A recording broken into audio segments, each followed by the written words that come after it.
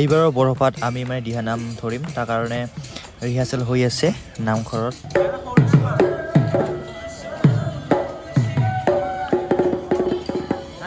এইটো ভিডিঅ' হ'ল সোমবাৰৰ মানে আমি শাওণ মাহৰ সোমবাৰৰ কাৰণে তাৰ কাৰণে গৈছিলোঁ মন্দিৰত সকলোৱে ফুৰিবলৈ।